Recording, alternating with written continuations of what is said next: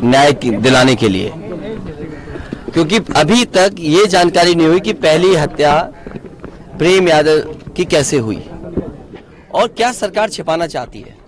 जो zero tolerance की बात करते थे उन्हें कई अधिकारियों को सस्पेंड करना पड़ा, और अगर अधिकारियों को सस्पेंड किया तो इसका मतलब ये है कि सरकार ये स्वीकार कर रही है कि अधिकारियों की नाकामी रही है, जिसके कारण इतनी बड़ी घटना हो गई।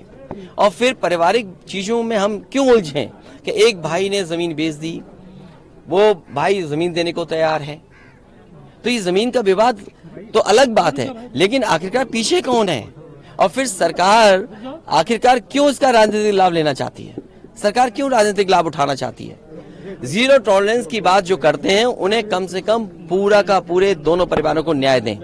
सर, ये एक परिवार से मिलने ये बुलडोजर वहाँ पे मिला नहीं परिवार आपको, तो इसके पीछे क्या आप मानते हैं? देखिए, मैं तो परिवार से मिलने आया, घटनास्थल गया, उस गांव में भी गया जहां घटना हुई, और श्रद्धांजलि भी दी जो परिवारों की जान गई है, और इस परिवार से मिला। हमारे अंदर समाजवादियों के जितने साथी हैं वो सब चाहते थे कि दोनों परिवारों से मिलें। अगर वो परिवार नहीं मिलना चाहता, इसके लिए मैं क्या कर सकता हूं? अगर वो परिवार नहीं मिलना चाहता है तो हम नहीं मिले। अब मुझसे ये पूछोगे कि मुख्यमंत्री हैं, डिप्टी सीएम हैं, विधायक हैं, मंत्री हैं, वो हम पे आरोप लगा रहे हैं, इस प्रेम यादव को माफिया कह रहे हैं, जमीन के गुंडा अपराधी कह रहे हैं, बुलडोजर की धमकी दे रहे हैं। अरे बताओ, एक भी केस उसके पास हुआ हो उसके ऊपर? कोई प्रधान बनता है, जिला पंचायत सदस्य बनता है, समाज में अच्छा काम करता है, समाजवादी, बस उसका दोष इतना है कि समाजवादी पार्टी के पक्ष में और समाजवादी नीतियों का प्रचार कर रहा था। बुलडोजर संस्कृति नहीं हो सकती है लोकतंत्र में। और जो लोग बुलडोजर, अरे बुलडोजर क्या कार्रवाई करेगा, तुम और भड़काना चाहते हो, अरे ले जाओ ना, तुम मुख्यमंत्री से ले आओ ना बुलडोजर, तुम ले आओ पत्रकार भाई, तुम्हारा मन कर रहा हो। सर, यहाँ भी नोटिस चिपका दिया गया। अरे नोटिस तो ये क्या, अधिकारी क्या है, सरकार के सारे पे काम करे। इसीलिए मैंने कहा शासन प्रशासन के लिए और न्याय के लिए देवरिया कांड एक चुनौती है। और अगर डीएम ये स्वीकार कर रहे हैं कि एक घटना के बाद दूसरी घटना रिटेलिएशन है, और तीसरी बात सरकार ये स्वीकार कर रही है कि उनके छोटे अधिकारियों से गलती हुई है, जिसकी वजह से कितने अधिकारी सस्पेंड हुए, 20 हुए कि नहीं हुए, तो फिर अरे पत्रकार साथियों, पत्रकारिता करो, क्यों बुलडोजर लिए घूमते हो?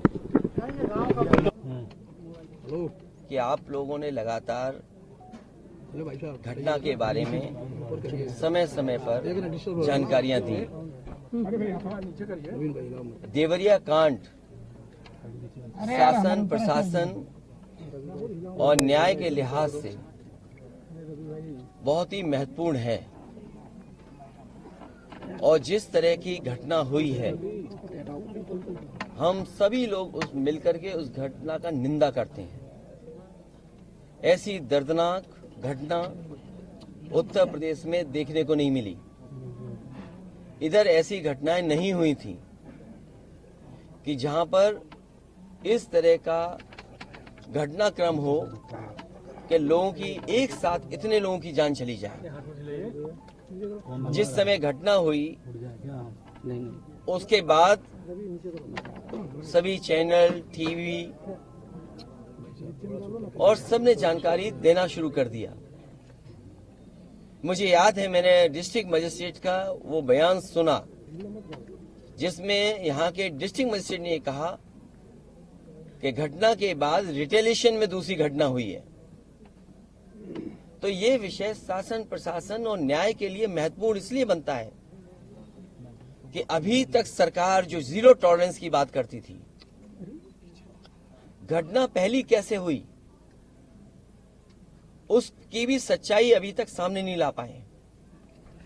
प्रेम यादव का मरना, उन्हें घर बुलाना, उसके बाद किसी धारदार हथियार से जान ले लेना, उसके बाद आसपास के क्षेत्र पे ये सूचना मिल जाना कि उनकी जान चली गई, लोग गए, और उसके बाद ये घटना हुई। मैं मौके पे घटना में पहुंचा हूं, देखा है मैंने उस परिवार के रहने का, और उस परिवार में जो घर बना वो मैं देख करके आया हूं।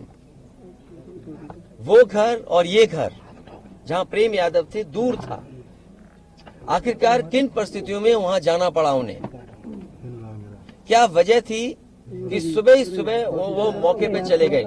अगर किसी की नीयत मंशा ये थी कि उसे हमला करना है, या उसकी नीयत और मंशा ये होती कि उस पर हमला होगा, तो वो तैयारी से जाता, किसी भरोसे के साथ, और अपनी मोटरसाइकिल से यहां से वहां प्रेम यादव पहुंचे। उसके बाद उनकी जान ले ली गई।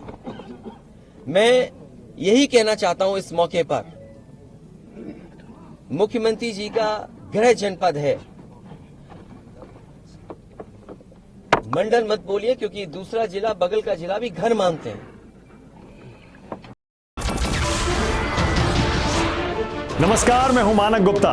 अगर आपको हमारा ये वीडियो पसंद आया हो तो इसे लाइक और शेयर जरूर करें, और हाँ, हमें सब्सक्राइब और फॉलो करना ना भूलें, ताकि आप देश और दुनिया की कोई खबर मिस ना करें। तो जुड़े रहिए हमारे साथ और देखते रहिए News 24।